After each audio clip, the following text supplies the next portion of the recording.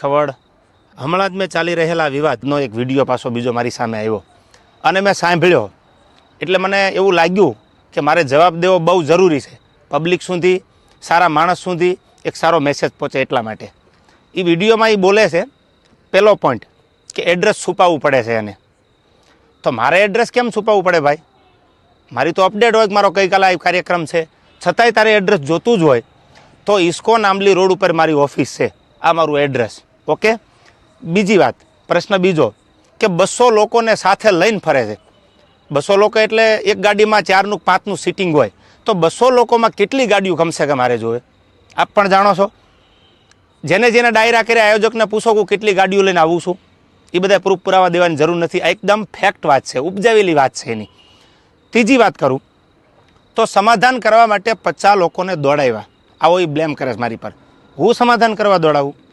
તું એવડી મોટી કોઈ તોપ નથી તો હું સમાધાન કરવા માટે 50 લોકોને દોડતા. ઓથેન્ટિક પુરાવો કે તે જ્યારે આ બનાવ બન્યો 2 વર્ષ પહેલાં સોનબાઈ માના મંદિરે જ્યારે સમાધાન કરવાનું હતું ત્યારે પ્રવીણદાન ગઢવી એટલે કે મોગલ સેનાના પ્રમુખ મને ફોન આવ્યો પેલો દીપકભાઈ કાઠીનો અમદાવાદ કે પ્રવીણદાનને કામ છે. પ્રવીણદાનને કોન્ફરન્સમાં લીધા અને મને પ્રવીણદાને કીધું કે કોઈ પણ રીતે આ મામલો પતાવવાનો છે તમે પ્લીઝ. મેં કીધું કાંઈ વાંધો નહીં, તમે પ્લીઝ ન બોલો. ત્યાર પછી મને ફોન આવ્યો મઢડાથી દાદુભાઈનો. દાદુભાઈએ કીધું કે તમારે સોનબાઈ માના મંદિરે આવવાનું છે. એટલે મેં કીધું કે આવું ખરો પણ માફી નહીં માગું. તો દાદુભાઈએ કીધું કે માફી માંગવા બોલાવવાના નથી. આ વાત થયા પછી હું મઢડા સોનબાઈ માના મંદિરે રાજકોટથી જવા તૈયાર થયો. એટલે તું એવી કોઈ મોટી તોપ નથી કે મારે સમાધાન માટે 50 લોકોને તારી પાછળ દોડાવવા પડે. મારે બહુ જાજી વાત કરવી નથી કારણ કે પબ્લિક પાસે, ઓડિયન્સ પાસે એટલો બધો સમય નથી આ ફાલતુ વાતું સાંભળવાનો. પણ મારે પ્રૂફ આપવું એ મારા માટે અગત્યનું જરૂર લાગ્યું. મારો કિંમતી સમય સાહિત્યમાં મારા જે પ્રેક્ષકો છે એને સારી વાતું સંભળાવવામાં કે સાહિત્યની 2 વાતો નવી આપવામાં છે. એટલે મને આ બધી ફાલતુ વાતોમાં એટલો બધો ઇન્ટરેસ્ટ નથી. રહી વાત બીજી સંસ્કારની, તો સંસ્કારની વાત રહેવા દે ભાઈ. બધાના સંસ્કારની બધાને ખબર છે. જે મુઠ્ઠી બાંધેલી છે એને ઉઘાડી ન કર, ઉઘાડી હવા ખાય. એટલે આ બધી વાત છોડી દે. અને રહી વાત છેલ્લી મોરાની, તો તને સ્ટેજ પરથી પણ કીધું હતું કે જેદી મજા આવે ત્યારે મોરો દેવાની તારી તૈયારી છે, એથી જાજી મારી તૈયારી છે. પહેલ તે કરી છે એટલે હું તારી રાહ જોઉં છું. સમાધાન પછી સ્થિર પાણીમાં કાંકરીનો ઘા તે કર્યો છે તો હું તારી રાહ જોઉં છું. આઈ એમ વેઇટિંગ ફોર યુ. કોઈ લાંબી ચર્ચા કરવાની જરૂર નથી. મેં આની પહેલાંય કીધું હતું ને, હજી કહું છું ડાયલોગબાજી બંધ કરી દે.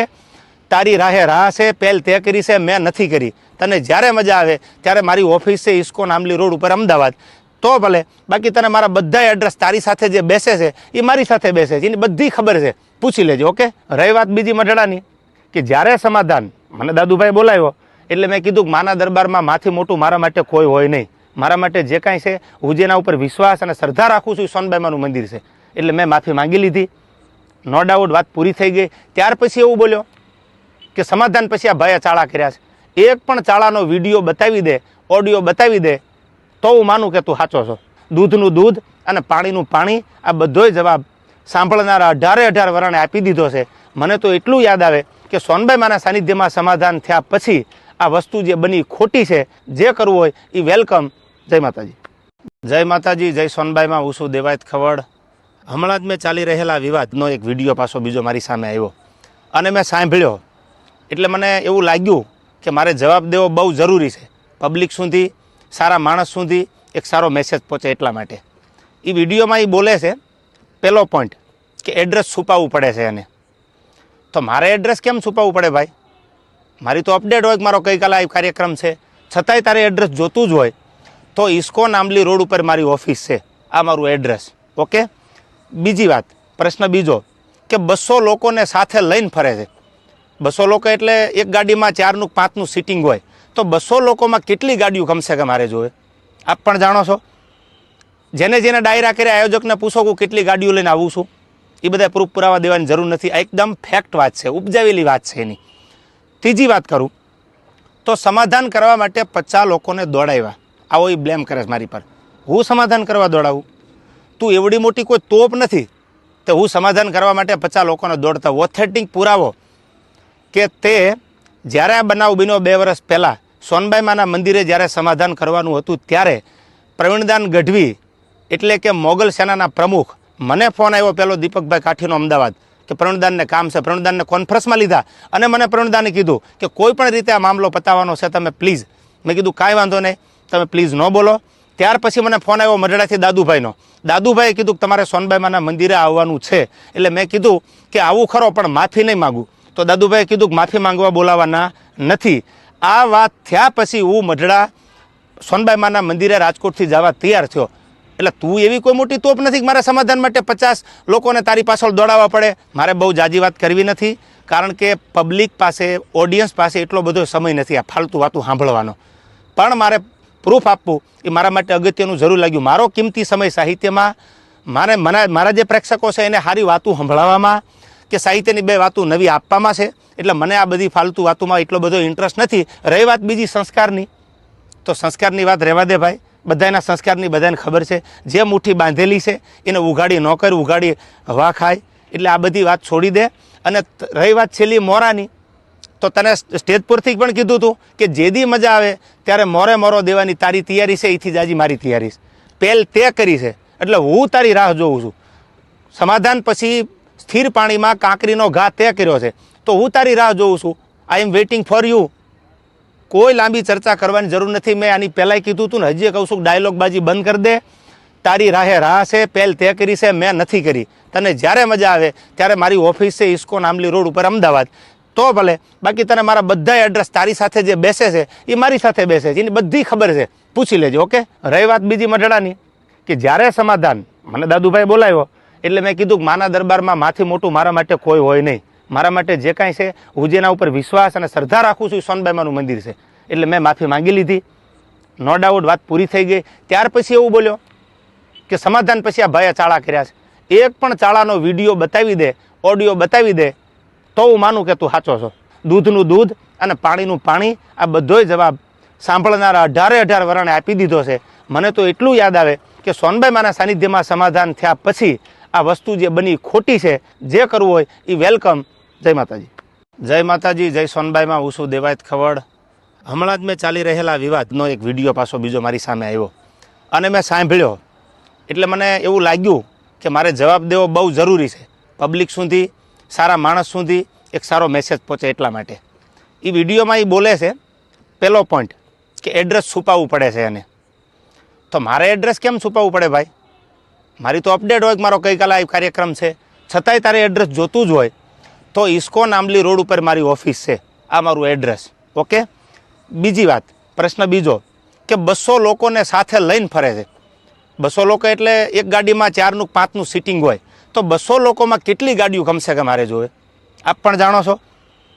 જેને ડાયરા કર્યા આયોજકને પૂછો કે કેટલી ગાડીઓ લઈને આવું છું, એ બધા પ્રૂફ પુરાવા દેવાની જરૂર નથી. આ એકદમ ફેક્ટ વાત છે, ઉપજાવેલી વાત છે એની. ત્રીજી વાત કરું તો સમાધાન કરવા માટે 50 લોકોને દોડાવ્યા. આવો એ બ્લેમ કરે છે મારી પર.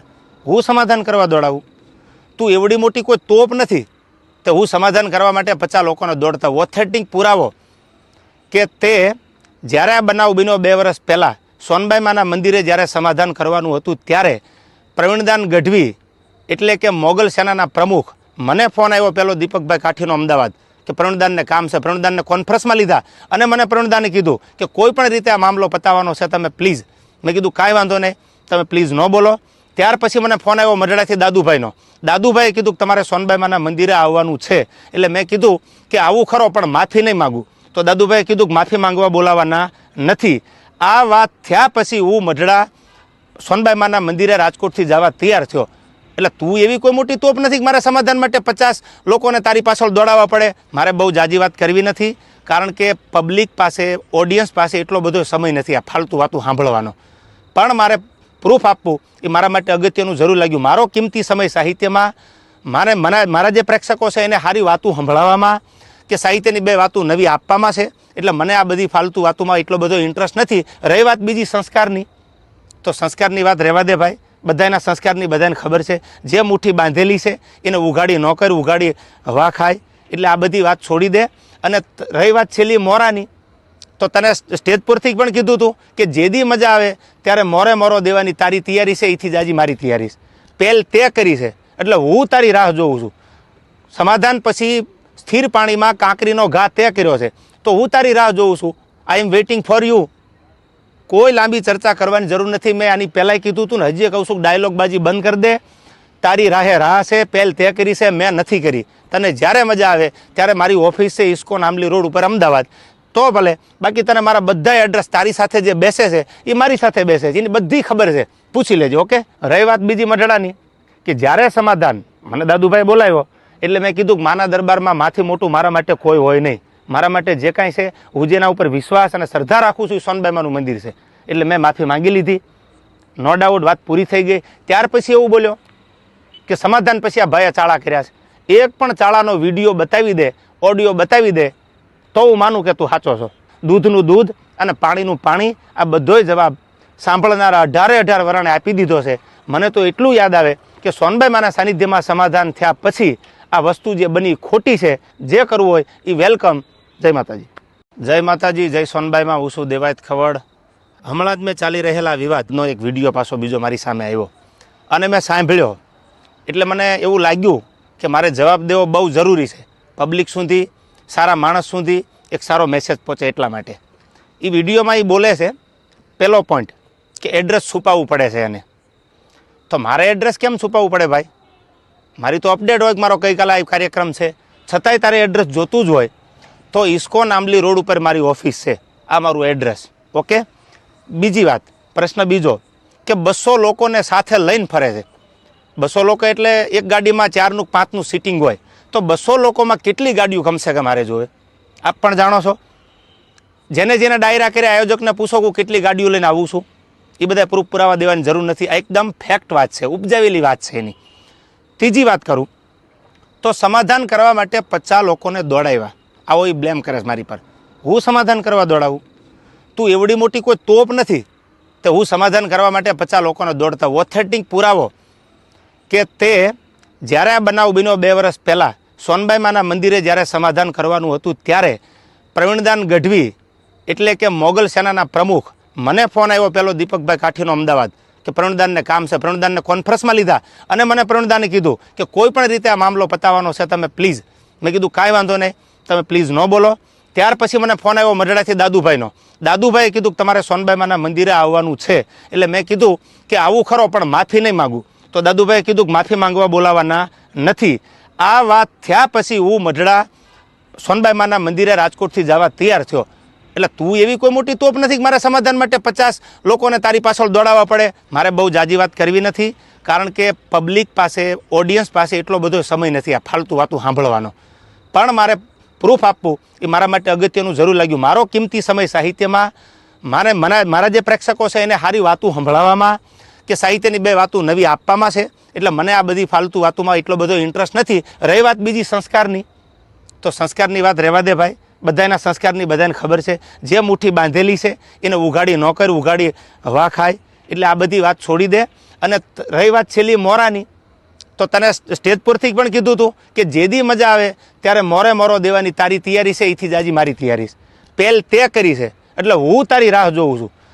સમાધાન પછી સ્થિર પાણીમાં કાંકરીનો ઘા તે કર્યો છે, તો હું તારી રાહ જોઉં છું. આઈ એમ વેઇટિંગ ફોર યુ. કોઈ લાંબી ચર્ચા કરવાની જરૂર નથી. મેં આની પહેલાંય કીધું હતું ને, હજી કહું છું, ડાયલોગબાજી બંધ કરી દે. તારી રાહે રાહ છે, પહેલ તે કરી છે, મેં નથી કરી. તને જ્યારે મજા આવે ત્યારે મારી ઓફિસ છે ઇસ્કોન આંબલી રોડ ઉપર અમદાવાદ, તો ભલે. બાકી તને મારા બધા એડ્રેસ તારી સાથે જે બેસે છે એ મારી સાથે બેસે છે, એની બધી ખબર છે, પૂછી લેજો. ઓકે. રહી વાત બીજી મઢડાની, કે જ્યારે સમાધાન મને દાદુભાઈ બોલાવ્યો એટલે મેં કીધું કે માના દરબારમાં માથી મોટું મારા માટે કોઈ હોય નહીં. મારા માટે જે કાંઈ છે, હું જેના ઉપર વિશ્વાસ અને શ્રદ્ધા રાખું છું એ સોનબાઈમાનું મંદિર છે. એટલે મેં માફી માંગી લીધી. નો ડાઉટ વાત પૂરી થઈ ગઈ. ત્યાર પછી એવું બોલ્યો કે સમાધાન પછી આ ભાઈએ ચાળા કર્યા છે. એક પણ ચાળાનો વિડીયો બતાવી દે, ઓડિયો બતાવી દે, તો હું માનું કે તું સાચો છો. દૂધનું દૂધ અને પાણીનું પાણી, આ બધોય જવાબ સાંભળનારા 18 વરણે આપી દીધો છે. મને તો એટલું યાદ આવે કે સોનબાઈમાના સાનિધ્યમાં સમાધાન થયા પછી આ વસ્તુ જે બની ખોટી છે,